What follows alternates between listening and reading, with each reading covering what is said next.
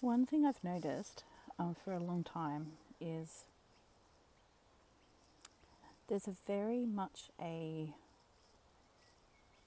toxic masculinity kind of view of the arts, and sport is kind of put on this pedestal above performing arts, and which is fine. And I think that that's probably universal. However, you know what would be really, really nice? It would be really, really nice to see people busking singing opera, seeing men dance like ballet dancers and not be called gay. I really feel for, sensitive, empathetic men, which I really do believe most men are. But they sort of are taught to toughen up, and I just think that mentality is just really awful, because it actually has consequences on,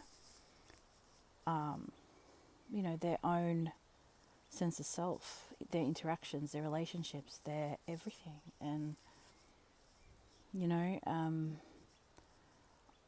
I just think it's a shame that men in Australia particularly in Australia, seem to think that, that doing this is too feminine and doing that is gay, heaven forbid. Because, I don't mean to sound superior, but when I was in Europe,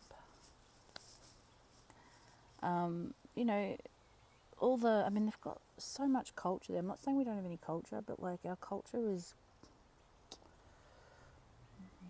not great. I just think,